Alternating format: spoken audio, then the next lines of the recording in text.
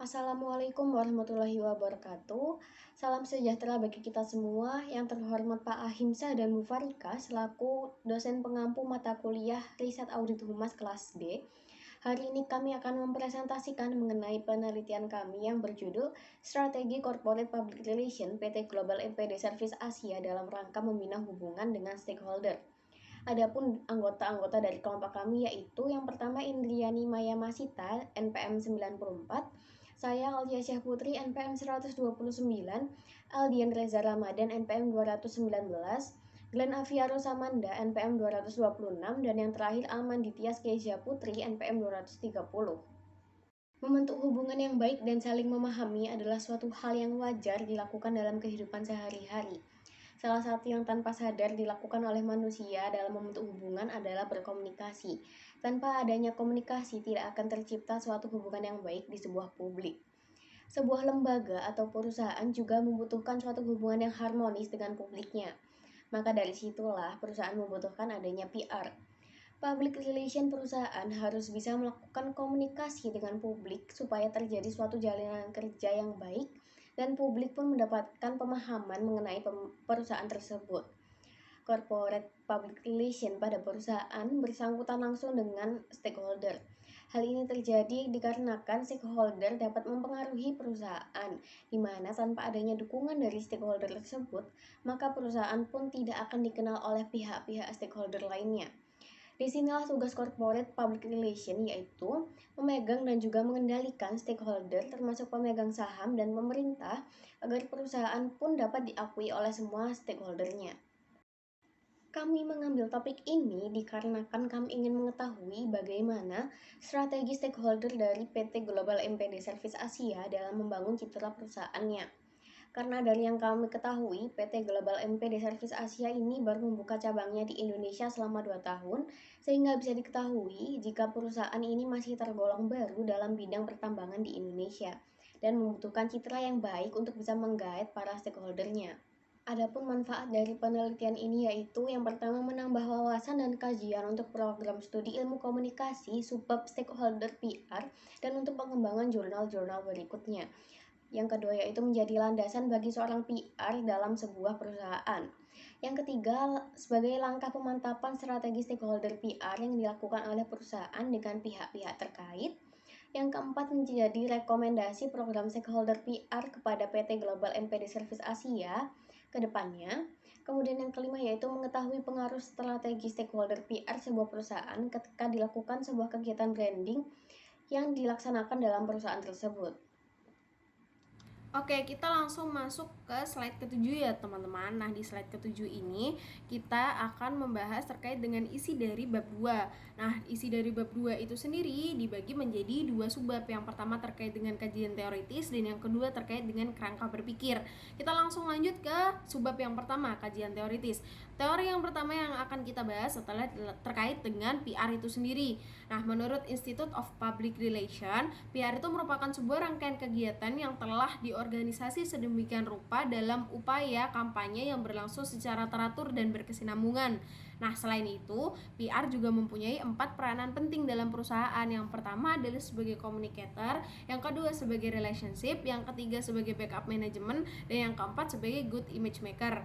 Nah, selain itu, bisa kita bayangkan ya bagaimana peran PR dalam membangun branding di perusahaan melalui 4 peranannya itu.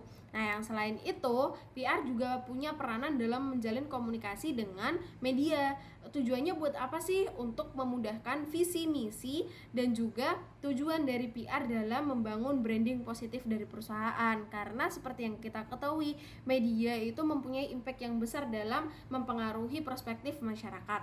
Nah, yang selanjutnya kita juga akan membahas terkait dengan audit PR. Audit PR yang pertama adalah audit internal PR. Nah, audit ini merupakan audit yang dilakukan oleh PR perusahaan sendiri, yang mana tujuannya untuk mengevaluasi kegiatan yang sudah dilakukan mulai dari pucuk pimpinan hingga yang paling dasar apakah sudah berjalan dengan maksimal atau belum. Nah, yang kedua merupakan audit eksternal, yang mana audit ini dilakukan oleh pihak luar yang berkompeten dan bersertifikat dalam mengevaluasi kegiatan yang ada di perusahaan. Seperti itu. Nah, yang selanjutnya nih kita juga akan membahas tentang stakeholder. Nah, stakeholder menurut Freeman tahun 1984 merupakan sebagai kelompok atau individu yang dapat mempengaruhi dan atau dipengaruhi oleh suatu pencapaian tujuan tertentu. Nah, misalnya nih di sini sebagai seorang konsumen, lalu perusahaan lain yang bekerja sama dengan kita, media dan lain sebagainya. Seperti itu. Nah, ada 3 argumen yang mendukung pengelolaan perusahaan berdasarkan perspektif teori stakeholder. Yang pertama argumen deskriptif, yang kedua argumen instrumental, dan yang ketiga argumen normatif. Nah, selanjutnya bisa dilihat ya, ini adalah kerangka berpikir yang akan kita gunakan dalam jurnal kali ini. Yang pertama itu adalah kita akan melihat permasalahan yang ada di PT Global MPD Service Asia ini, dan kita akan memilih audit internal atau audit eksternal yang akan kita lakukan, yang kemudian kita akan melakukan riset, lalu penemuan permasalahan, dan selanjutnya adalah perbaikan dan publish DOC atau bisa dibilang sebagai salah satu output yang akan kita gunakan nantinya. Seperti itu. Paradigma penelitian yang kami gunakan yakni paradigma post-positivisme, karena lemahnya kinerja PR atau public relation dari perusahaan PT Global MPD Service Asia dalam membangun stakeholder dengan media, peneliti diharuskan untuk terjun langsung dalam mengamati permasalahan yang terjadi, dan nantinya dalam proses analisis data, kita tidak hanya melakukan wawancara mendalam kepada pihak perusahaan, tetapi juga menggunakan teknik triangulasi untuk validasi data. Paradigma post-positivisme. Menurut Thohir, peneliti tidak bisa mendapatkan fakta dari suatu kenyataan apabila si peneliti membuat jarak atau distance dengan kenyataan yang ada. Hubungan peneliti dengan realitas harus bersifat interaktif. Oleh karena itu, perlu menggunakan prinsip triangulasi, yaitu penggunaan macam-macam metode, sumber data, dan data itu sendiri. Dengan demikian, triangulasi bukan bertujuan untuk mencari kebenaran, tetapi meningkatkan pemahaman peneliti terhadap data dan fakta yang dimilikinya. Untuk metode penelitian terkait dengan perusahaan PT Global MPD Service Asia, kami menggunakan metode penelitian kualitatif. Mengapa? Karena metode penelitian kualitatif merupakan pengumpulan data pada suatu latar ilmiah dan dilakukan oleh peneliti yang tertarik mengumpulkan data secara ilmiah. Penelitian yang memanfaatkan wawancara terbuka serta dilengkapi dengan pengamatan yang mendalam untuk memahami sikap, pandangan, perasaan, dan perilaku seseorang atau sekelompok orang tentang sesuatu hal atau kasus tertentu. Pengumpulan data pada suatu latar ilmiah dengan pendekatan yang ada untuk mencari pemahaman tentang sebuah fenomena dalam suatu latar belakang yang memiliki konteks khusus.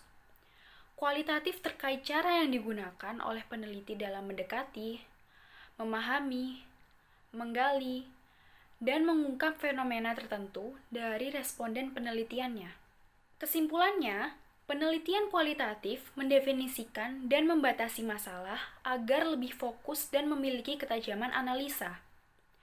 Melengkapi fenomena tersebut dengan sebuah kajian ilmiah, kesimpulannya penelitian kualitatif merupakan opini dari berbagai sudut pandang, sehingga tidak ada yang benar dan juga tidak ada yang salah. In-depth interview merupakan salah satu teknik dalam pengumpulan data. Teknik pengumpulan data ini digunakan apabila ingin melakukan studi pendahuluan untuk menemukan pokok permasalahan yang harus diteliti. Selain itu juga digunakan oleh peneliti untuk mengetahui hal-hal dari responden yang lebih mendalam serta apa yang sedang terjadi. Untuk melaksanakan kegiatan penelitian ini akan dipilih seorang PR dari perusahaan PT Global MPD Service Asia yang berpotensi dalam memberikan segala informasi penting dan kredibel yang berkaitan dengan topik atau permasalahan yang sedang diteliti. Selain itu juga untuk mencocokkan informasi yang diberikan, diperlukan data berupa draft dari strategi yang telah diterapkan oleh PR dari PT Global MPD Service Asia terhadap publik beserta stakeholder. Dalam penelitian ini kita menggunakan 2 teknik analisis data. Yang pertama adalah in-depth interview. Wawancara dilakukan dengan peneliti membuat pedoman agar wawancara itu memiliki tujuan dan lebih terarah, serta topik yang dibahas tidak terlalu luas atau menyimpang dari tujuan penelitian ini. Namun pedoman tersebut tidak digunakan secara kaku.